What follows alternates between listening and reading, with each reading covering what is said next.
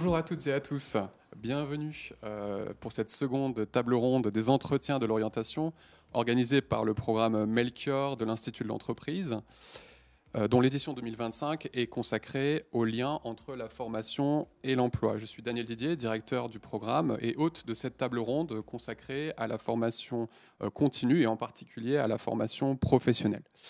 Alors, avant de rentrer dans le détail de cette formation professionnelle, plusieurs points d'introduction, plusieurs points de réflexion autour de la notion de formation professionnelle et notamment la question des réformes d'ampleur qui sont venues percuter cette formation professionnelle depuis 2018 notamment, avec la loi sur la liberté de choisir son avenir professionnel. Au-delà des orientations politiques et des impulsions législatives, ce sont aussi des transformations sociales, des transformations structurelles qui ont participé à la redéfinition des métiers, des compétences, et j'allais dire de manière générale de la conception de la formation professionnelle. Donc on ne va pas ici avoir le temps de faire le tour de l'ensemble de ces transformations, mais je souhaitais insister sur quelques petits points dans cette présentation liminaire. D'abord, dans les transformations de long terme auxquelles on a pu assister, on a une augmentation de la durée moyenne des études qu'on a constatées. Alors, les derniers chiffres de l'INSEE sont sortis récemment, début 2025, et donc depuis 2015, on a eu une augmentation de la scolarité, de la durée moyenne des études, avec une augmentation de la scolarité dans l'enseignement supérieur en particulier. Il faut savoir qu'en 2023, au dernier chiffrage de l'INSEE, vous avez 52% des jeunes de 25 à 29 ans qui sont diplômés du supérieur, c'est-à-dire 11 points de plus qu'il y a 20 ans. 8% des jeunes de cette catégorie d'âge sont des sortants précoces, donc des gens qui sortent précocement du système scolaire. Et l'autre transformation d'importance aussi, c'est l'augmentation de l'apprentissage qui a doublé en l'espace de 5 ans, notamment sous l'effet de cette loi de 2018. Alors ça, c'est pour le système de l'enseignement supérieur, mais ça concerne également, il y a également des effets sur la formation continue et sur la formation professionnelle, puisque quand on regarde les chiffres, là encore, de l'INSEE, en 2022, près de la moitié des personnes de 18 à 69 ans qui sont sorties donc de formation initiale, qui sont sur le marché du travail, ont suivi une formation au cours des 12 derniers mois. Et sur ceux qui n'ont pas suivi de formation au cours des 12 derniers mois, il y en a 8% qui auraient souhaité être formés. Donc ce sont vraiment des transformations ici très structurelles qui viennent transformer profondément le paysage de la formation. Par ailleurs, il y a aussi des transformations démographiques qui impactent cette formation professionnelle avec le vieillissement de la population, ce qui entraîne mécaniquement une diminution de la part des jeunes et aussi une réflexion plus générale sur l'évolution des taux d'activité. On a également un accroissement des métiers en tension auxquels on assiste dans beaucoup de métiers. Donc, les métiers en tension sont des métiers qui sont exposés à des difficultés de recrutement, ce qui renvoie bien sûr à un problème de vivier, mais ce qui renvoie aussi à des contraintes propres à l'exercice de certains métiers et à des représentations de certains métiers. On y reviendra durant cette table ronde, notamment une question d'évolution des attentes et des représentations et de la conciliation vie professionnelle, vie personnelle. Et enfin, on a également la transition écologique qui implique de penser les métiers de demain et le recrutement de ces métiers. Donc, face à ces transformations institutionnelles, législatives et à ces évolutions structurelles, les réponses apportées peuvent et sont multiples, peuvent être et sont multiples. Aujourd'hui, on aura l'occasion de découvrir que les innovations sociales, les innovations en termes de ressources humaines sont une solution par rapport à l'ensemble de ces problèmes. Et donc, pour en parler aujourd'hui, j'ai le plaisir d'accueillir Paolo Antonio Lopez, directeur solutions conseil chez Semafor, une entreprise du groupe Alpha. Paolo Antonio, merci de votre présence ici et de votre engagement auprès du programme Melchior. Je vous laisse vous présenter aux auditeurs en quelques mots. Oui, bonjour à tous. Paolo Antonio Lopez, je travaille au sein du cabinet Semafor, qui est un cabinet d'audit, d'expertise comptable et de commissariat aux comptes dans le secteur public et privé, et un cabinet de conseil en ressources humaines qui accompagne les directions d'entreprise sur leurs projets de transformation, RH, mobilité, compétences. Le cabinet Semafor fait partie du groupe Alpha, qui est un cabinet qui adresse également les partenaires sociaux en termes de conseil auprès des CSE. Merci. Éric Lemoine, cofondateur de House of Co-Design, une entreprise à mission lancée en 2017 et créée, si l'on en croit votre site, pour faciliter les innovations sociales et environnementales dans les grandes organisations. Éric, merci d'avoir fait le déplacement. Je vous laisse vous présenter. Bonjour à tous, merci. Moi, je suis entrepreneur depuis de nombreuses années et avec House of Co-Design, on accompagne ces grandes organisations, qu'elles soient privées, publiques ou syndicales, dans leur quotidien et notamment pour trouver des solutions à des problèmes sociaux ou environnementaux qui les percutent. Et on est une petite trentaine entre Paris et le reste de la France, notamment Marseille. Voilà. Très bien, merci beaucoup. Alors cette table ronde, on a souhaité l'organiser en 2 temps. On a souhaité vous donner un éclairage d'abord sur les grandes réformes de la formation professionnelle depuis 2018. On va revenir notamment sur cette fameuse loi sur la liberté de choisir son avenir professionnel. Et dans un deuxième temps, on a choisi d'avoir un exemple très concret, très appliqué de ce que peuvent donner les réflexions autour de la formation professionnelle, avec l'exemple des reconstructeurs dont on va parler, dans lequel House of Co-Design est très fortement impliqué. Donc pour commencer, cher Paul Antonio, je vous propose de débuter par un cadrage des grandes orientations de la formation professionnelle depuis 2018, notamment donc, cette fameuse loi de septembre 2018 sur la liberté de choisir son avenir professionnel. Est-ce que vous pourriez présenter aux enseignants et aux professionnels qui nous écoutent et qui nous regardent les raisons d'être de cette loi, sa philosophie générale, disons, et puis les principales orientations qui ont été prises en la matière par les pouvoirs publics? Oui, peut-être une prise de recul par rapport à cette loi qui est forte en promesse, la liberté de choisir son avenir professionnel. Cette loi, elle s'inscrit. Alors, il y a beaucoup de lois sur la formation. Il y a un rythme sur la dernière décennie qui est à peu près une loi tous les 2 ans sur la formation professionnelle. Mais celle-ci, elle est très importante parce qu'elle change structurellement l'ensemble du dispositif dédié à la formation professionnelle. Et elle s'inscrit dans un contexte de 2 décennies de mutations économiques, technologiques, démographiques, accélérées sous l'effet principalement de la technologie. C'est-à-dire que tout va beaucoup plus vite. On est dans une économie de flux et il y a des transformations qui génèrent des obsolescences très rapides des compétences et des métiers. Et donc une recherche permanente d'adaptation de notre système économique, des métiers à cette vitesse-là. Beaucoup de critiques des entreprises en lien avec le système de formation, qui soit initial, soit de formation continue, qui ne produit pas assez vite ou assez bien ou au bon moment, en qualité, en quantité, des personnes formées pour satisfaire les besoins des entreprises. Et d'autre part, des actifs qui, eux, sont concernés par l'obsolescence de leur métier, de leurs compétences, et qui doivent en permanence se réadapter, et qui parfois ont des barrières et des difficultés à réintégrer tel ou tel métier ou tel emploi. Et donc cette loi, elle a une ambition, c'est à la fois de servir les actifs, c'est-à-dire de leur permettre de réfléchir à leur devenir professionnel. Donc ça veut dire concrètement de renforcer la dimension de bilan de compétences, d'accès à une réflexion sur son devenir professionnel en entreprise ou en ayant accès à des services tels que France Travail qui a développé le conseil en évolution professionnelle. Et c'est aussi pouvoir accéder à des formations pour s'adapter au marché de l'emploi. Ça, c'est le premier niveau.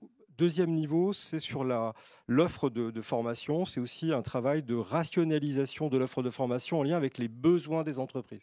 Et on verra tout à l'heure comment c'est organisé. Et je dirais, il y a un troisième axe très très fort, c'est de simplifier et de concentrer les moyens et les efforts sur les formations qui vont permettre d'être efficaces, les dispositifs qui vont permettre d'être efficaces à la fois pour les actifs et à la fois pour les entreprises.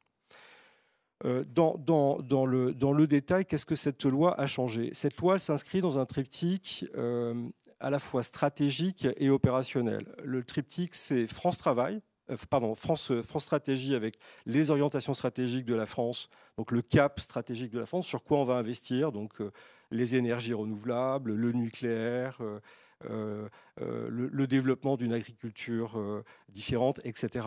Et puis on va avoir un deuxième axe qui va être France Compétences, avec l'adaptation des compétences et du système de formation aux besoins de ces activités-là, et France Travail qui va accompagner les demandeurs d'emploi. Et cette loi, elle privilégie principalement les personnes qui sont peu qualifiées, qui ont besoin d'une adaptation et d'une remise en emploi, donc les demandeurs d'emploi, les personnes qui sont éloignées de l'emploi. Elle vise les personnes qui sont en entreprise et leur permet d'accéder plus facilement à la formation avec la création, par exemple, du CPF, et avec une notion de responsabilisation. Hein. C'est la première fois qu'on crée un système où on a transformé finalement du temps en argent. Donc il y a un crédit d'argent qui est confié aux salariés. Juste un point là-dessus, le CPF, qui est donc le compte personnel de formation. De formation, donc que chaque salarié détient, pour lequel il cotise dans le cadre dans une activité professionnelle, avec un crédit qui n'est plus en heures. C'était principalement le droit individuel à la formation qui était calculé en heures et qui aujourd'hui est monétisé. Et ça, c'est une grande avancée puisque ça le met en position aussi de se responsabiliser et de contribuer directement ou indirectement à sa formation avec ou pas l'abondement de son entreprise.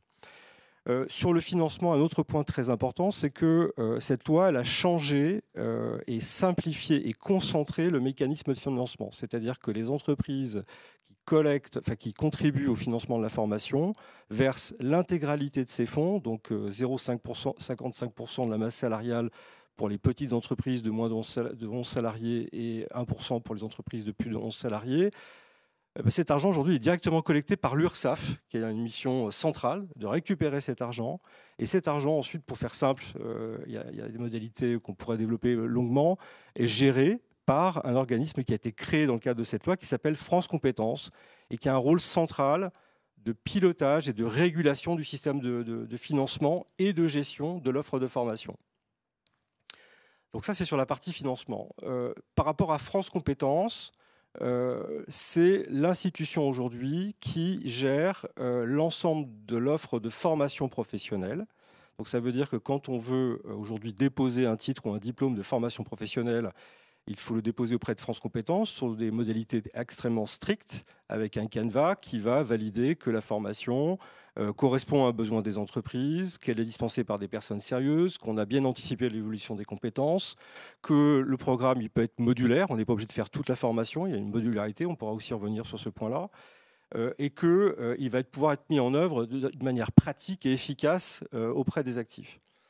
Aujourd'hui, il y a 4400 environ formations qui sont déposées au registre national des certifications professionnelles, qui existe depuis 2002, hein, ce n'est pas une nouveauté, mais qui est non plus régie par le ministère du Travail, directement, mais indirectement, centralisée auprès de France Compétences, qui a cette vigie-là. L'autre rôle de France Compétences, c'est de vérifier aussi la qualité des formations. Donc il y a un suivi de toutes ces formations qui sont dispensées par des organismes, alors qui peuvent être l'État, hein, qui peuvent être des écoles publiques, qui peuvent être des ministères, qui peuvent être des chambres de commerce, qui peuvent être des écoles privées. Donc il y a toute une série d'acteurs qui peuvent déposer et gérer ces titres et qui sont aujourd'hui suivis et qui doivent répondre à des normes de qualité, notamment avec un label qui s'appelle Calliope et que certains d'entre vous connaissent et qui est très exigeant et qui vérifie à un moment donné que les moyens sont bien mis en œuvre pour que la formation soit de qualité. L'autre axe important de cette réforme, c'est d'avoir également simplifié et organiser différemment le rôle des ce qu'on appelait précédemment les OPCA, qui étaient des organismes collecteurs agréés de cette fameuse cotisation versée par les entreprises pour la gestion de la formation professionnelle. Et aujourd'hui, ces OPCA sont devenus des OPCO. Ils étaient une vingtaine, ils sont devenus une dizaine. Chaque OPCO, donc c'est devenu c'est l'acronyme à peu près de opérateur de compétences, a en charge de représenter un secteur d'activité. Donc je vais donner 3 exemples. L'OPCO 2I, c'est l'ensemble de l'industrie française représentée par l'OPCO 2I, donc tous les métiers industriels et aussi, par exemple, de la chimie et du médicament. C'est 3 millions d'emplois et à peu près 80 000 entreprises. Et ben, un OPCO comme l'OPCO 2I, il a en charge de veiller à anticiper les besoins des entreprises. Donc, ils ont un observatoire, ils font de la gestion anticipée des compétences et ils ont un rôle important de gérer tout ce qui est contrat d'apprentissage, alternance, accompagnement des personnes qui ont des faibles niveaux de qualification et surtout des petites entreprises. Et donc, c'est là où la loi a finalement fléché cet argent sur les petites et moyennes entreprises, avec une redistribution de cet argent au profit des structures et des salariés qui en ont le plus besoin. Donc je répète, les demandeurs d'emploi, les personnes qui ont des faibles niveaux de qualification, et les OPCO ont un rôle majeur dans cette redistribution auprès de ces publics et auprès de ces entités-là. Ils ont aussi des prestations de conseil auprès de l'entreprise, puisque les systèmes en France, ils sont nombreux, mais ils sont souvent complexes, de conseil pour les orienter dans cette parfois jungle de dispositifs. Là-dessus, le changement sémantique, le fait de passer d'opérateurs collecteurs à des opérateurs de compétences, c'est pas juste un changement sémantique, en fait, c'est quelque chose de plus, c'est une conception nouvelle de la formation professionnelle. Absolument, en fait, on abandonne la notion de collecte, puisqu'en fait, c'est fait différemment et centralisé, donc là, on a gagné en efficacité et en impact. Et par contre, l'OPCO, il se centre là où c'est le plus difficile. En France, on a un problème d'intégration des jeunes dans le monde de la vie professionnelle avec les bonnes compétences. On a un problème de seniors, entre guillemets, de vieux, pour les faire travailler le plus longtemps possible, parce qu'on a besoin de ressources. Et on a un problème de reconversion, d'adaptation de ceux qui travaillent aux évolutions. Et donc l'OPCO, il a un rôle de conseil, pour répondre à votre question, de conseil auprès des entreprises pour aider l'entreprise, notamment les petites qui n'ont pas les moyens des grandes, de bénéficier des bons dispositifs et des bons financements. Là, du coup, il y a une redistribution qui se fait. L'apprentissage et l'alternance, c'est entre 8 et 10 milliards ces 2 dernières années. Donc, c'est un montant qui est colossal. Le CPF, je n'ai pas donné le chiffre, mais aujourd'hui, c'est autour de 2 milliards. Il y a eu un peu plus, il y a eu un peu moins. On pourra également donner des précisions tout à l'heure. Donc, il y a un rôle de redistribution de cet argent pour les entreprises et un rôle de conseil. Et parfois aussi de travailler avec des groupes d'entreprises ou des branches qui ont une difficulté particulière pour trouver des ressources. Et donc là, on va avoir une approche collective, c'est-à-dire que l'OPCO va travailler avec un conseil régional, un conseil départemental, l'État, par rapport à une problématique territoriale et industrielle pour mettre en ligne les moyens nécessaires à la transformation des compétences. Donc c'est une approche qui est quand même relativement territorialisée. C'est ça aussi un des aspects de la réforme ? Alors, elle est nationale, elle est sectorielle, puisque chaque OPCO, donc aujourd'hui il y en a 10, c'est un OPCO par grand secteur aggloméré. Donc je viens de dire l'OPCO 2I, on est sur l'industrie. L'OPCO santé, c'est sur les métiers de la santé. On a l'OPCO commerce sur le commerce. L'OPCO constructif qui est sur la construction. Donc là, on a à chaque fois une approche et sectorielle, nationale et territoriale, et notamment la capacité à gérer ce qu'on appelle les transitions collectives. Quand on a un secteur qui détruit de l'emploi, le rôle de France Compétences, d'un OPCO, c'est aussi d'être un interlocuteur privilégié des entreprises pour accompagner les mutations, les conséquences et les mutations de ces impacts sur les emplois et les compétences. D'accord.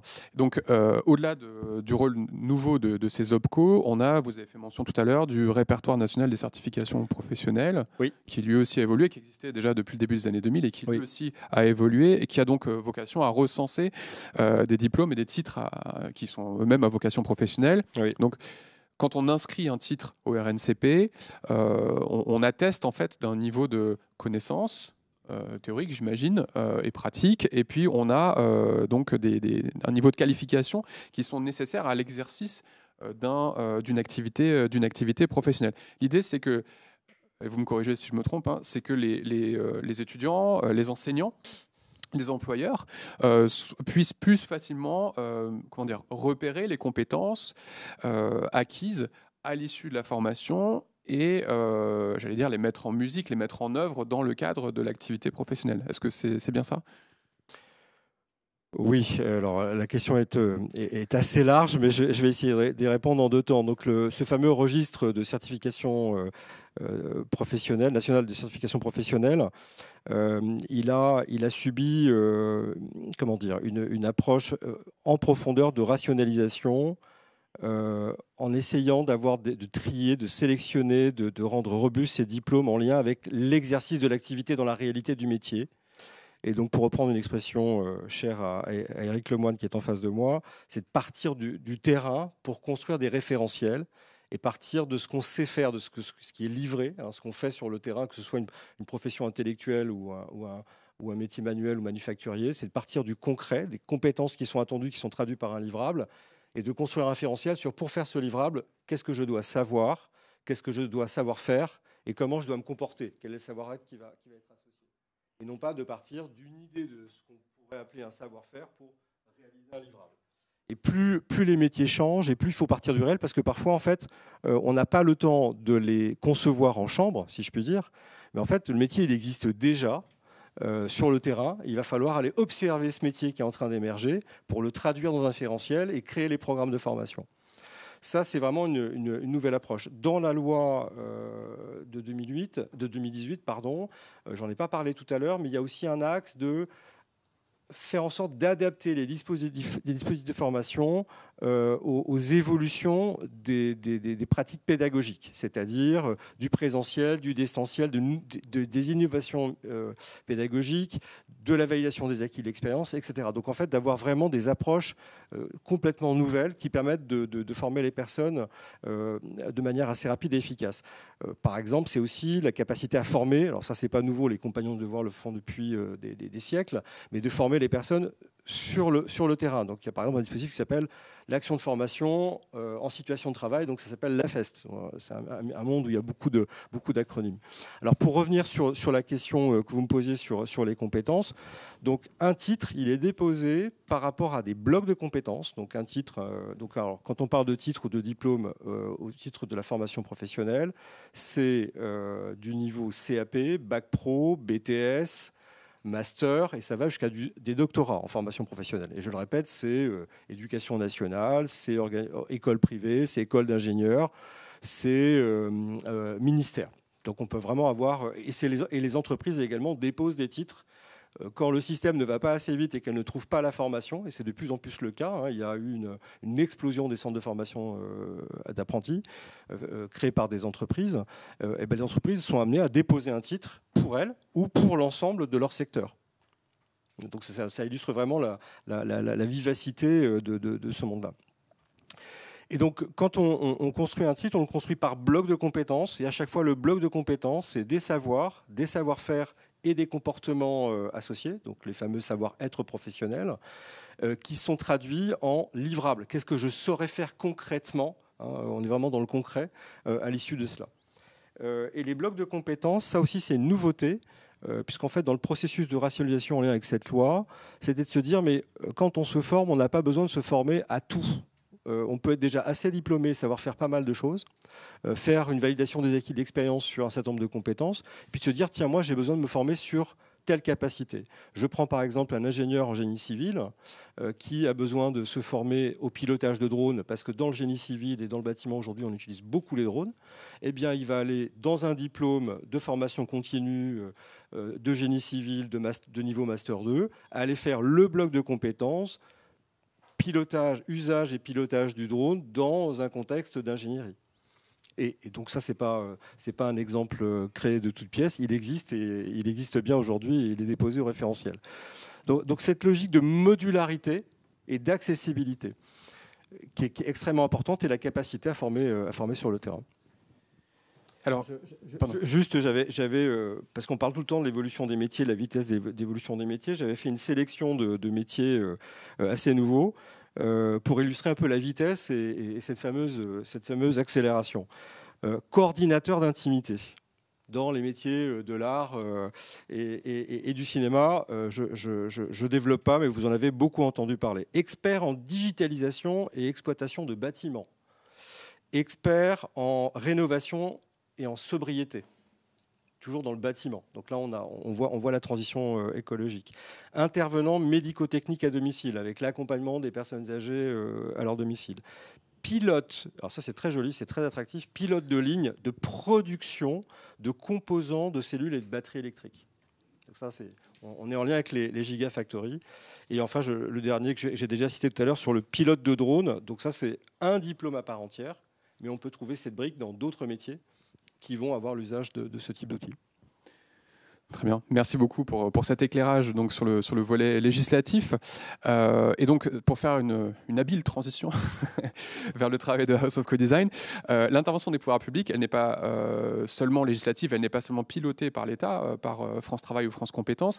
On peut également faire appel à des initiatives privées, notamment en matière d'innovation pédagogique, et allouer des ressources à ces initiatives. Je pense notamment aux appels à manifestation d'intérêt auxquels House of Co-Design participe régulièrement.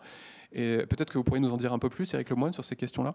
Alors, on va faire le lien avec l'intervention de Paolo jusqu'à présent, parce que tous les points qui sont exprimés dans son intervention et la loi qui est derrière, on les a repris dans ce projet qui s'appelle les reconstructeurs. On est lauréat avec Elio, qui est un opérateur de C2E, les Compagnons du Devoir, tu y faisais référence, et l'AFPA, d'un appel à manifestation d'intérêt qui s'appelle Compétences et métiers d'avenir, dans le cadre de France 2030. Et on voit vraiment comment le bras armé de l'État peut accompagner ces transformations fondamentales de notre pays en financement une partie, puisqu'en fait les financements France 2030 sont à hauteur de 70% des budgets et charge à nous de financer le reste, et permettent d'accompagner toutes les transitions industrielles, économiques, sociales par de la compétence. C'est à noter quand même que dans toute l'histoire du plan, parce qu'en fait France 2030 c'est le plan du général de Gaulle, donc on revient vraiment très loin dans la sphère politique, c'est la première fois dans l'histoire du plan que l'on met un volet compétences. C'est-à-dire que sur les 54 milliards de France 2030, qui visent à financer des gigafactories, du SMR pour le nucléaire, de la fusion, etc., c'est la première fois qu'il y a pas loin de 3 milliards pour financer l'accompagnement des compétences. Ce qui est incroyable, c'est qu'on ne l'ait pas fait avant. On peut se poser la question de financer des projets industriels sans qu'il y ait les hommes et les femmes derrière compétents pour les opérer. Donc ça, c'est vraiment un point de départ très intéressant. Et quand on regarde cet appel à manifestation d'intérêt sur les compétences, il est calqué sur les grands enjeux nationaux, portés d'un point de vue industriel par le financement France 2030. Donc si on prend par exemple, je ne sais pas, la batterie, il y a des financements France 2030 pour de la batterie, mais il y a aussi des financements France 2030 pour opérer la montée en compétences des acteurs du secteur ou des nouveaux entrants par l'aide au développement d'organismes de formation qui vont s'installer dans les Hauts-de-France à côté des futures gigafactories pour former les futurs collaborateurs d'une gigafactory. Une gigafactory, c'est 700-800 collaborateurs, il y a 550 techniciens, donc Bac Pro, BTS, et puis le reste, c'est des ingénieurs et des fonctions support. C'est que des nouveaux métiers. Comme le disait Paolo, il faut former ces gens-là. S'il n'y a pas ces gens-là, il n'y a pas de gigafactory. Voilà, c'est simple et efficace. Et CMA est là pour ça. Et donc nous, on répond à un projet qui est porté par France 2030, qui est la ville durable. Comment on peut transformer les habitations. Ce qu'il faut savoir, c'est que d'un point de vue environnemental, le bâtiment, dans toute sa vie, donc de la conception, fabrication, vie dans un bâtiment jusqu'à sa destruction, en France, c'est 40 à 45% de l'empreinte carbone de notre pays. Donc en fait, c'est massif. Alors c'est plein de petits moments, par exemple quand vous vous chauffez, c'est pas le moment où vous avez coulé du béton et fabriqué du ciment pour ça. Mais en tout cas, c'est un secteur qui est très très très carbonisé. De l'autre côté, c'est aussi une des premières dépenses des Français, en termes de loyer, en termes d'énergie. Donc c'est un espace où on a, je pense, un lien avec le quotidien des Français qui est de mieux se loger dans des conditions acceptables en termes de chaleur et de froid, puisqu'on a les deux à gérer maintenant, en termes de coûts et de charges pour se chauffer ou pour se refroidir ou pour vivre dans un bâtiment, et puis d'empreinte carbone.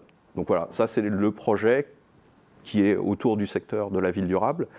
Et en fait, la trajectoire que l'on a de décarbonation de ce secteur, mais aussi un besoin flagrant de baisse du coût de la vie, parce que ces charges de production d'énergie sont de plus en plus importantes pour les ménages, et on imagine que ça va être de 3 à 4% par an sur les 15 prochaines années. Donc ça veut dire que se chauffer ou se refroidir va être de plus en plus coûteux chaque année en termes d'énergie. Donc en fait, la trajectoire de l'État là-dessus, à 2035, elle vise à rénover ce qu'on appelle les rénovations d'ampleur, toute une série de bâtiments, et notamment les logements, puisque c'est quelque chose de très diffus. Aujourd'hui, vous voyez le DPE, qui est la petite étiquette que l'on a sur les logements. Aujourd'hui, entre F et G, donc ce qui peut être appelé des passoires thermiques, on a 8 millions de passoires thermiques. Et il y a une corrélation très très forte entre ces passoires thermiques et le niveau de vie des gens qui vivent dedans. Globalement, pour faire simple, c'est les gens pauvres ont des logements avec des TPE très faibles. Donc ça veut dire qu'en fait, ils ont une double punition, ils n'ont pas de confort de vie, et en plus, en fin de mois, ils ont des charges qui s'envolent chaque mois. On ne parle même pas de sujets environnementaux, parce que ce n'est pas forcément leur priorité à ce moment-là. On est plutôt dans la logique de la fin du mois avant la fin du monde, et c'est bien normal. On est sur des gens qui ont ce besoin de baisser leurs charges locatives. Et si on regarde tous ces chiffres, il y a des millions de logements qu'il faut rénover. C'est l'équivalent de reconstruire la France après la Seconde Guerre mondiale en termes de volumétrie. Et on a deux sujets. On a un sujet de qualité, c'est les gens qui opèrent ces travaux-là. Aujourd'hui, ne sont pas au niveau en termes de qualité, puisqu'on va avoir de plus en plus besoin d'obligations de résultats et pas de moyens. C'est-à-dire que la plupart des aides vont basculer maintenant dans des obligations de résultats. C'est-à-dire qu'à la fin de l'année, j'ai mon aide parce que j'ai baissé ma facture d'énergie de 10, 15, 20% comme c'était attendu. Et puis après, il y a un problème de quantité. Il manque 250 000 personnes pour faire ces travaux parce qu'au final, ce n'est pas des jobs qu'on peut délocaliser, on ne peut pas les sous-traiter à l'étranger ou quoi que ce soit. Il faut des gens pour faire ces travaux de rénovation partout sur les territoires. Ça veut dire que c'est de l'économie locale, fait par des gens du coin, en général, pour des gens du coin, avec des financements qui doivent être à la hauteur et permettre ça. Oui, non, je voulais juste citer les autres axes de France 2030 qui étaient dans le projet auquel a adhéré Eric. Donc, premier axe, c'est les petits réacteurs nucléaires. Deuxième axe, l'hydrogène. Troisième axe, les véhicules électriques. Quatrième axe, l'hydrogène. La décarbonation, l'alimentation saine et durable, les biomédicaments produits en France, le spatial, les avions bas carbone et les fonds marins. Alors ça, c'était les 10 orientations clés données comme priorité pour fabriquer des compétences et servir la stratégie française de développement des compétences. Et donc, ce qui interpelle dans vos interventions respectives, là, c'est de voir à quel point l'État s'est positionné comme à la fois pilote d'une transformation, la transformation écologique, qui est une transformation nécessaire, attendue, etc., et en même temps a inclus dans son pilotage la notion de compétence. Vous disiez, pour la première fois, le plan a inclus la notion de compétence. Donc c'est effectivement une petite révolution pour le plan. Et donc ce double pilotage à la fois par les obligations de transformation écologique, économique et les obligations de transformation des compétences sont nécessaires, bien sûr. Mais on voit aussi qu'on essaie de s'appuyer beaucoup sur les initiatives locales, sur les initiatives par induction, j'allais dire, sur les initiatives de terrain qui peuvent émerger. Et en termes si on revient à notre problématique de formation continue, de formation professionnelle, vous parliez de besoins en nouveaux métiers pour cet aspect de rénovation énergétique des bâtiments, donc avec 250 000 emplois, c'est ça, donc nécessaires pour mettre en place cette rénovation énergétique. Comment fait-on concrètement alors, parce que si on parle d'induction, allons-y. C'est la vraie bonne question. Comment on fait concrètement? Parce que en théorie, il se passe plein de super trucs, mais sur le terrain, c'est quand même toujours plus compliqué. Déjà, sur notre projet, la diversité, c'est une des forces de tous les appels à projets, c'est qu'on ne peut pas débarquer tout seul pour être lauréat d'un projet. L'État, pour les cahiers des charges, impose de la diversité. Donc nous, on travaille avec les Compagnons du Devoir, l'AFPA et un délégataire de C2E, donc des gens qui sont assez différents. Alors l'AFPA et les Compagnons, c'est des organismes de formation. Nous, on est très différents. Juste faire un petit point sur ce que c'est que l'AFPA, parce que je pense que tout le monde n'est pas familier. Alors l'AFPA, on revient pareil à la fin de la Seconde Guerre mondiale. C'est une école c'est le ministère du Travail qui a demandé à une association de former à l'époque au métier du bâtiment. pour objectif de former pendant les fins des années 40, 50, 60 des milliers d'ouvriers à tous les métiers du bâtiment, alors aussi bien d'électriciens, de peintres, de plaquistes, de maçons, etc., pour reconstruire la France. Et c'est un opérateur de l'État et qui dépend du ministère du Travail, avec à peu près 6 000 collaborateurs et qui forment sur tous les territoires avec des villages AFPA qui sont vraiment au plus près. On parlait des territoires, les villages AFPA qui sont des centres de formation, je pense qu'il y en a à peu près 80, pas loin d'un par département, sont vraiment au plus près des territoires et des collectivités locales pour former les gens du coin aux métiers de terrain. Et donc, avec l'AFPA, les compagnons, Elio, qui est un délégataire de CD2, donc qui finance les économies d'énergie, on s'est posé exactement cette même question. C'est comment on peut massifier la formation, qu'elle soit d'un point de vue qualitatif et quantitatif. Comment amener cette exigence de performance qui va être structurante pour la suite des opérations. Ce qu'on s'est dit déjà, c'est qu'il fallait partir de l'observation du terrain et des pratiques. Et non pas écrire des blocs de compétences et dire aux gens, bah, voilà, si vous voulez être plaquiste, bah, il faut faire tout ça, et puis bah, y a plein de trucs qui ne servent à rien. Et, voilà. Et on a un décalage complet entre le monde du travail et le monde de la formation, parce qu'on n'est pas parti du terrain et de l'observation du terrain. Donc nous, on a observé, avec des chefs d'entreprise, des ouvriers, le fonctionnement d'un chantier. Et en fait, on a observé que globalement, on était trop cher, enfin, on avait des dépassements de budget, on n'était pas à l'heure et qu'on avait des problèmes de qualité. Et quand vous faites référence à des travaux, en général, vous avez souvent ces trois composantes dans tous vos projets. Voilà, c'est la gestion de tous les aléas. Et on s'est dit qu'il fallait non plus être dans une logique d'organisation du travail autour de verticale. Je suis chauffagiste, je suis électricien, je suis plaquiste, à une vision vraiment transversale autour d'actions de rénovation. C'est-à-dire qu'on s'est dit qu'il faut un catalogue d'actions de rénovation pour faire une rénovation d'une maison. Ben, on peut aller jusqu'à une douzaine d'actions. Ça peut être poser une pompe à chaleur, ça peut être isoler les combles, ça peut être mettre des panneaux solaires, ça peut être installer une VMC. Donc ces 12 actions, elles sont contraintes, serrées. Et en fait, autour de ça, on s'est dit, ben, y a la transversalité qui peut se mettre en œuvre. Et on a imaginé 3 métiers. Un premier qu'on a appelé pilote, qui est vraiment une notion de chef de projet, pas chef de chantier, chef de projet, qui coordonne, qui organise, qui anticipe, qui prévoit, qui gère le client. Et en fait, très souvent, quand vous regardez et vous analysez un problème sur un chantier, les artisans ne font pas de la gestion de projet. Ils gèrent au plus vite, voilà, ils ne sont pas très bien organisés pour ça, ils ne font pas de gestion de projet. Donc il y a le pilote. 2, on a imaginé un autre métier qu'on a appelé poseur. C'est une personne qui est là pour poser des isolants, qu'ils soient dans les combles, qu'ils soient contre les murs, en intérieur, en extérieur, sur les sols. Et puis un 3e métier qu'on a appelé connecteur, qui est une personne qui va connecter tous les appareils qui permettent de faire du froid, du chaud, de l'énergie, de piloter, tout ça. Et avec ces 3 métiers, on peut rénover très facilement une maison, puisqu'on va se dire, bah, y a, en termes d'équivalent temps plein, il y a peut-être 0,3 pilotes, puisqu'il va être sur 3 maisons en même temps, il n'y a pas besoin d'être à 100% sur une maison. On peut avoir 2 poseurs, parce qu'il faut manipuler des choses qui peuvent être assez lourdes, et donc 2, et puis un connecteur. Et en fait, l'objectif, c'est justement d'avoir des collectifs de travail qui ont l'habitude de travailler ensemble, qui sont toujours ensemble, et pas de rupture. Ah ben, il n'y a pas l'électricien qui est passé, ah oui, etc. Donc, qui casse la qualité, et puis qui ralentit, et qui crée des surcoûts. Donc là, on a des gens qui ont l'habitude de travailler ensemble, et qui vont faire projet par projet. Donc ça, c'est l'analyse du travail. La deuxième chose qu'on s'est dit, c'est tous les CFA aujourd'hui sont à des taux de remplissage qui sont plutôt élevés sur ces métiers. Donc il n'y a pas de place physique pour former des gens. Donc on s'est dit, bah, on va mettre l'école dans le chantier.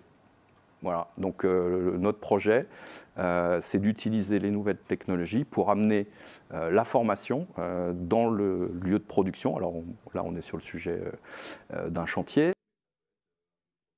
d'un fournil pour des boulangers, etc. Donc c'est comment on amène l'école à cet endroit-là. Et on reprend l'acronyme dont parlait Paolo, qui est l'action de formation en situation de travail.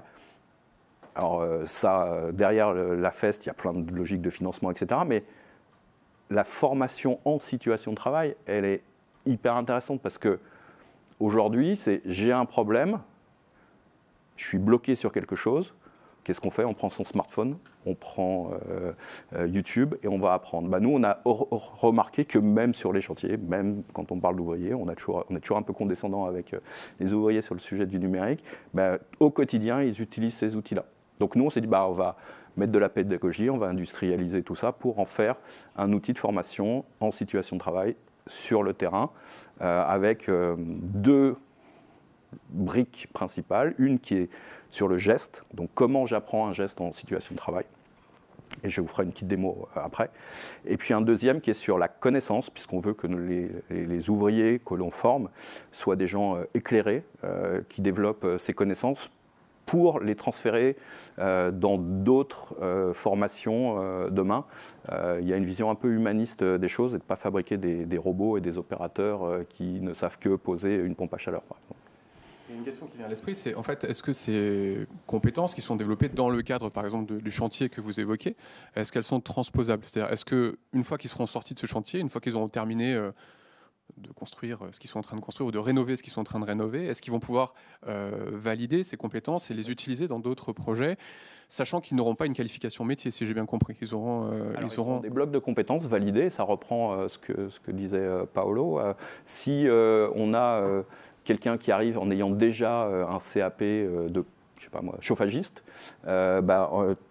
au départ de l'application et de son parcours, on va checker avec lui, tout ça tu sais le faire, on ne va pas te le remettre dans ton parcours de formation. Et donc là, on est dans cette logique d'individualisation, de personnalisation des parcours de formation, et pas de forcer des gens qui ont déjà un niveau d'expérience fort à refaire des trucs. Ramener les gens sur le banc de l'école, pour ces gens-là, c'est une torture. Donc si on n'est pas conscient de « oui, tu sais faire ça », pas besoin de le refaire et on va se concentrer que sur ton besoin, et donc la notion de banque de compétences. Je suis chauffagiste, mais je ne sais pas poser des panneaux solaires, en fait, il ne part sur qu'un seul bloc de compétences. À la fin, il aura un badge qui est la pose d'un panneau solaire. Et donc, là où on rejoint votre question, c'est qu'en fait, notre appli, aujourd'hui, il y a 12 actions de rénovation. Si demain, par exemple, la géothermie se développe parce qu'il y a plus d'aide, parce qu'on a plus de besoins ou qu'il y a une innovation technologique, on rajoutera de façon dynamique à notre application la formation à l'installation de la géothermie. Donc ça veut dire que dans l'idéal, nous, ce qu'on aimerait, c'est que les gens qui utilisent nos services le fassent toute leur vie, en fait. Parce qu'à tout moment, ils vont pouvoir apprendre. Si on rajoute la brique de l'IA, et c'est un des développements qu'on aimerait faire dans les prochains mois, ça veut dire qu'on peut mettre à l'intérieur de nos bibliothèques de compétences un agent conversationnel qui permettrait de dire « Ah bah tiens, si tu veux faire ça », qui est un peu hors piste par rapport à ce que tu veux faire, prends cette vidéo-là, plus ce bout-là, et va voir à tel moment, et avec ces 3 trucs-là, ça peut te former à ça, par exemple.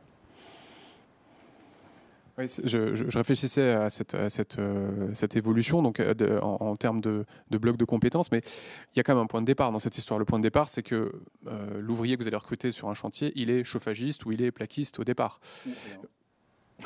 Ou rien. D'accord. On n'est jamais rien. Ouais. Il sait faire des choses. Il peut être, par exemple, dans l'industrie auto et il était jusqu'à présent à faire du décolletage sur des injecteurs Bosch pour moteurs à diesel. Il a peu d'avenir.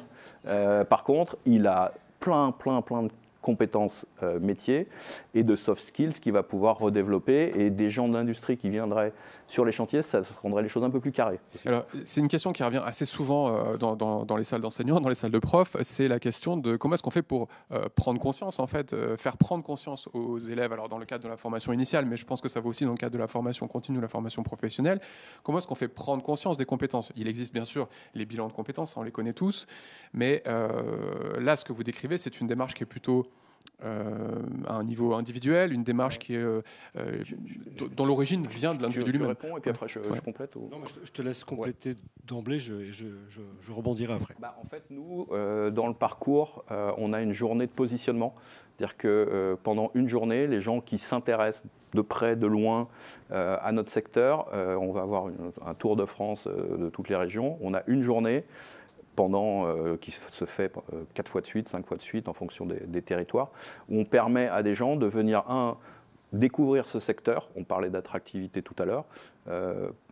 On est sur un métier, des métiers ou des activités qui ont soit une sortie positive sociale, j'augmente le pouvoir d'achat des gens, soit environnemental, soit économique très simple, c'est je crée du pouvoir d'achat et de la valeur en local. Donc déjà, on a quelque chose qui est attractif.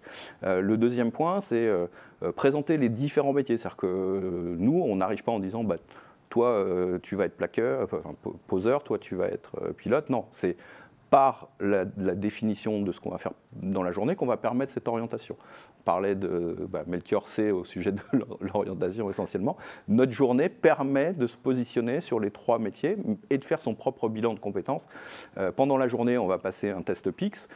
Pour la petite histoire, on est aussi à l'origine de PIX depuis 8 ans. Donc on va évaluer la compétence numérique des candidats. On va évaluer leur capacité, on utilise un jeu qui vient de chez Vinci, qui est un truc génial sur la capacité à travailler à 2, en équipe, en collectif, sur un chantier. Donc là, c'est tout ce qui est sujet de l'esprit collectif. On va leur faire des entretiens, etc. Et en fin de journée, on leur a fait faire un bilan et on décidera ensemble si notre parcours de formation et métier, puisqu'ils vont être très très vite sur le terrain, est pour eux ou pas. Et si c'est pas le cas, c'est pas grave. Vaut mieux avoir des gens qui ne viennent pas dans un secteur d'activité en toute connaissance de cause et qui vont continuer leur recherche. Oui, je voulais simplement revenir sur la première question, c'est sur la réforme. La question de l'évaluation et de l'orientation des personnes, c'est un point qui a été largement renforcé en lien avec le fameux registre national des certifications professionnelles. C'est-à-dire qu'avant de démarrer une formation, il y a l'obligation d'évaluer la personne, de lui permettre de se positionner par rapport à un diplôme qu'elle souhaiterait, une formation qu'elle souhaiterait faire. Et donc quand on dit évaluation, ce n'est pas bilan de compétences. Ça veut dire, si par exemple je prends un master RH, j'ai un bloc dialogue social, est-ce que j'ai déjà conduit des négociations avec des partenaires sociaux dans une entreprise de moins de 50 personnes, dans une entreprise de plus de 50 personnes, à l'échelle européenne, sur des projets complexes, simples. Donc en fait, on va poser des questions avec une échelle de complexité et l'entretien est mené avec un expert du métier pour évaluer le niveau de la personne. Ça, c'est sur les savoir-faire. Et donc à chaque fois, on revient à la notion de concret, de livrable. Est-ce que je l'ai déjà fait dans tel contexte de complexité ? Donc là, c'est une première démarche d'investigation. La deuxième chose qui est souvent faite également, c'est d'évaluer le potentiel en lien avec les traits de personnalité. On a tous des traits de personnalité qui se caractérisent par une aisance relationnelle, qui peuvent se caractériser par une aisance de concentration sur des choses très précises et détaillées, etc. Et donc, en fait, on fait aussi passer des tests de personnalité pour travailler sur ce qu'on appelle les soft skills, sur les comportements qu'on a de manière aisée, ou sur ceux sur lesquels on va devoir faire un effort, et on va faire le lien avec le métier.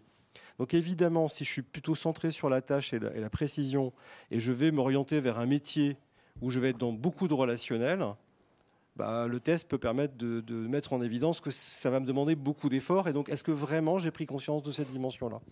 Alors, par entendu, il y a peut-être, si je me fais l'avocat du diable là-dessus, peut-être que là, ce que vous décrivez, c'est pour des gens qui sont déjà informés en quelque sorte, même si on ne connaît pas forcément ses points forts ou ses points faibles et qu'on a besoin de cette évaluation, mais des gens qui sont l'objet, par exemple, de la loi sur la liberté de choisir l'avenir professionnel, des gens qui sont durablement éloignés du marché du travail, des chômeurs longue durée, des inactifs, ces gens-là qu'on essaie de ramener dans le giron du marché du travail.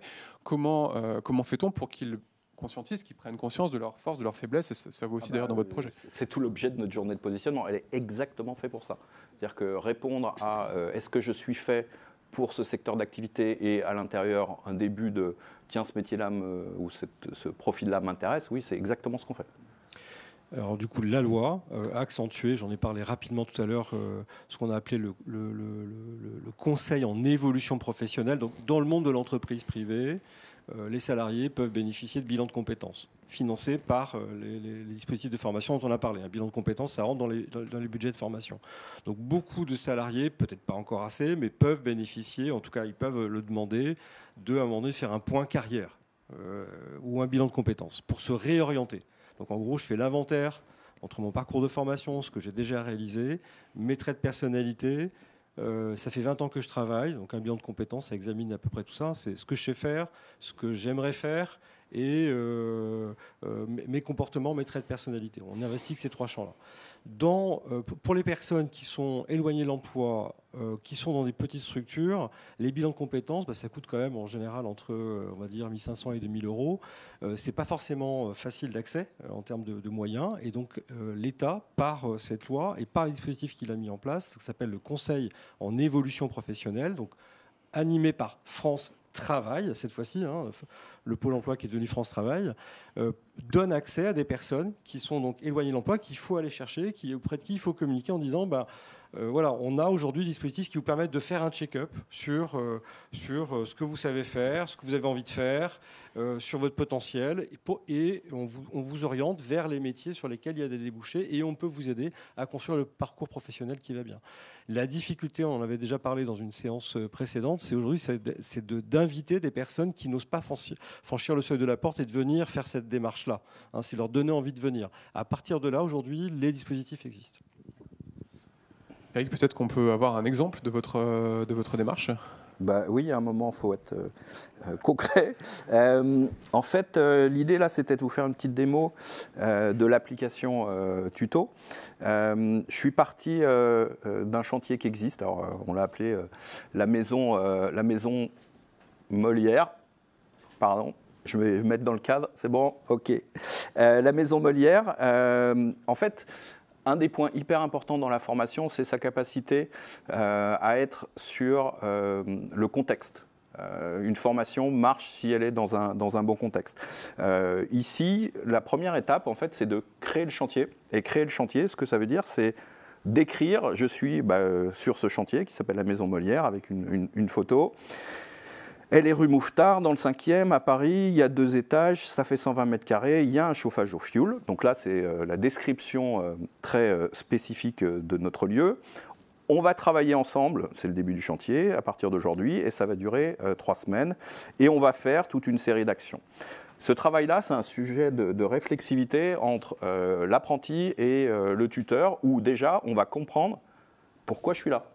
Qu'est-ce que je vais faire ? Parce qu'on a plein de sujets de formation où les gens arrivent et ne comprennent pas pourquoi ils sont là et ce qu'ils vont faire. Donc là, déjà, on prend un petit peu de recul sur l'ensemble des projets qui vont être faits. Et on le voit, vous le voyez à l'écran, on va faire une isolation paroi verticale, ce qui est une unité de façade en filière humide, et puis on va faire des finitions. Et puis je pourrais ajouter, par exemple, la production d'énergie en mettant des panneaux photovoltaïques. Ça me permet de configurer mon parcours de formation, en fait. Donc là, on parlait de sur-mesure. Je fais un sur-mesure qui est le chantier sur lequel je suis. Donc on ne peut pas être plus sur-mesure. Il y a 2 actions qui vont être faites, ou 3. Je vais être formé tout au long du chantier sur ces 2 ou 3 actions qui sont en situation. Là, vous voyez à l'écran, par exemple, les finitions. Donc là, on va rentrer dans le mode vidéo. Je fais une petite parenthèse avant. Quand on parle de tuto, on a 2 cas de figure. Soit on a des tutos qui sont faits par des formateurs, et là c'est très vite très triste, voire moisi, parce qu'en fait ce ne sont pas des gens qui savent créer de l'attention. Ils sont très bons sur le contenu, la pédagogie, mais ce n'est pas des gens qui créent de l'attention. De l'autre côté, on a les youtubeurs qui sont super bons sur le fait de créer de l'attention, le fait d'engager les gens, mais la moitié du temps, il manque la moitié des choses ou ce qu'ils disent n'est pas forcément vrai. Donc en fait, nous on a fait le mix des 2. Où on a en frontale des youtubeurs qui ont des chaînes YouTube, et la personne que vous allez voir à l'écran a une chaîne YouTube dans le secteur de la construction, mais derrière, il y a des scripts, il y a des formateurs et des ingénieurs pédagogiques de l'AFPA et des compagnons du devoir qui sont là pour donner le crédit pédagogique et le sérieux, surtout sur des sujets de construction. Foirer une tarte au citron, bon, c'est pas très grave. Une isolation avec des gens qui vivent dedans et ça part en sucette au bout de 3 semaines, c'est quand même des enjeux un peu plus forts. Donc je vous lance cette vidéo qui permet d'accueillir, et on le voit tout de suite, les apprenants. Donc on a notre youtubeur qui va nous accompagner sur cette vidéo qui est spécifique à talocher un enduit. Donc là on est sur le sujet des finitions, donc c'est une des briques que j'ai sélectionné tout à l'heure, avec le fait de talocher un enduit. On a toutes les étapes pour préparer, projeter, lisser. Et ce qui est très intéressant, c'est que dans notre projet, on va pouvoir chapitrer. Donc en fait, tous les chapitres sont ici. Et on va mettre à l'intérieur de nos chapitres un petit cours sur la règle de 3. Parce que quand on va faire de l'enduit, il va falloir calculer des proportions d'eau d'enduit pour avoir les bonnes quantités. À ce moment-là, on fait un petit cours sur la règle de 3 et les gens, les apprenants, sont dans une situation de travail et ils comprennent instantanément l'intérêt de la règle de 3 parce qu'elle va leur servir avec le dos du sac d'enduit. Ce qui est aussi intéressant et particulièrement notable, c'est qu'en fait, à chaque fois, on travaille avec un pro du territoire. C'est-à-dire que là, sur la vidéo, le youtubeur, il fait un peu comme Jamie quand on le voit à la télé, il pose les questions, il essaye d'apprendre, de progresser, mais c'est le pro du terrain qui lui montre le geste. Et notre youtubeur va essayer de refaire le geste et lui-même, comme il est débutant, il ne va pas bien le faire et le pro va le corriger. Donc on a tout ce sujet de miroir, de réflexivité entre le pro et l'apprenant qui est rejoué par ces acteurs. Et là, vous voyez à l'écran comment notre youtubeur pense savoir talocher et en fait, il taloche vraiment très très mal par rapport à un pro. Derrière chaque vidéo, en fait, ce qui est intéressant, c'est de voir que on a la vidéo, mais de l'autre côté, c'est comme si on avait une pièce de monnaie, on la retourne et on a tout les chapitres, et sur chaque chapitre, on va avoir une description avec le matériel, le port des EPI, donc on est sur des chantiers, donc il y a des sujets de sécurité, la minute prof, la projection de l'enduit. On a aussi de la lecture automatique pour des gens qui auraient des problèmes avec le fait de lire, ou de la traduction simultanée, donc des gens qui ne pratiqueraient pas bien le français, pourraient être accompagnés. Pour chacune de ces actions, en fait, on va pouvoir après se filmer. Et donc moi, je vais pouvoir dire, tiens, sur le geste, le dressage, je vais le refaire dans mon coin, je vais me filmer en posant mon smartphone dans le coin, et envoyer soit à mon tuteur, soit à mon formateur, la preuve de mon action de formation. Donc par exemple, le dressage, qui est une des étapes de l'enduit, je vais pouvoir envoyer cette étape-là et avoir le feedback. C'est un peu comme un fil de WhatsApp. J'envoie ma vidéo et j'ai mon formateur qui va me dire, ou mon tuteur sur le chantier, en asynchrone, qui va pouvoir me dire ton geste, il est pas mal, casse un peu plus le poignet, je te valide pas, tu me refais une vidéo et si tu me le fais bien, je te valide. Et donc là, on a un suivi pédagogique complet. On a un traçage de l'évolution de la personne puisqu'on va pouvoir avoir toutes ces étapes. Et donc avoir, quand on est en situation de travail, le parcours à la vitesse de la personne dans son environnement professionnel. Et là, on n'est pas en train de dire, tiens, il faut que tu fasses le 1, puis le 2, puis le 3, puis le 4. Là, par exemple, la personne peut faire le dressage sur ce chantier-là et la partie talochage un mois après sur un autre chantier parce que l'action de formation pourra être propice à ce moment-là. Donc en fait, on est dans une individualisation absolue du parcours de formation en lien avec l'activité réelle des gens. Voilà, et puis quelques petits gadgets complémentaires. On va pouvoir pousser chaque semaine avec un QR code ici des actions très spécifiques à un apprenant, lui disant tu as une semaine pour faire ça. On en reparle lundi prochain quand on fait le point suivant. Et on peut avoir une relation bilatérale entre un apprenti et son maître d'apprentissage qui est en général le chef d'entreprise, mais on pourrait aussi imaginer une relation trilatérale où on voit aussi le formateur en CFA qui a lui-même accès aux travaux de son élève et rétablir le dialogue entre formateur et maître d'apprentissage parce qu'en fait on parle de la même chose qui est un apprenant. Voilà. Très bien. Merci beaucoup pour cette présentation d'une innovation pédagogique. Hein. Donc on est bien dans ce cadre-là. Et on voit à quel point ça peut effectivement transformer, déconstruire la notion de métier, parce qu'on est peut-être déjà dans cette déconstruction. Et donc faire évoluer les compétences de cette manière-là. C'est d'avoir trop intellectualisé un métier. En fait, on revient peut-être beaucoup plus à ce qui est un métier, c'est une somme d'expérience pendant un moment donné, et pas une formalisation à l'extrême dans des référentiels parce qu'on a voulu tout objectiver. Une somme d'expérience et puis aussi des besoins visibles sur certains métiers. Exactement. Vous parliez de transversalité, vous parliez de savoir intervenir à différents niveaux, de comprendre les interactions entre les acteurs sur un chantier, par exemple. Tout ça, ce sont des choses qui, j'imagine, ont deux sens. À la fois une praticité, on en a besoin sur les chantiers, et puis sur le plan du sens qu'on donne à son activité, c'est inestimable. Donc oui, on voit bien l'objectif. Eh bien, merci beaucoup pour vos interventions respectives. Peut-être un petit mot de fin, Paolo Antonio, sur cette question. C'était plutôt une relance, mais je vais faire attention. Je vais plutôt faire la réponse pour Eric. Le parcours qu'a présenté Eric, il est certifiant, et donc il est déposé au RNCP avec un titre pour les 3 métiers. Et on peut basculer d'un métier à l'autre. Donc ça, c'est la réponse à votre question tout à l'heure sur la mobilité professionnelle. Donc je peux être poseur et puis connecteur. Puis pilote. Puis pilote, pardon. Mais je peux ensuite évoluer soit vers d'autres métiers dans l'ère professionnelle du BTP, soit vers d'autres métiers annexes où je vais avoir une transférabilité des compétences. Bon, je prends le plus facile, le pilote, chefferie de projet, organisation, planification. Évidemment, il y a une transposition qui est très vite concevable vers d'autres métiers. Eh bien, merci beaucoup pour vos interventions.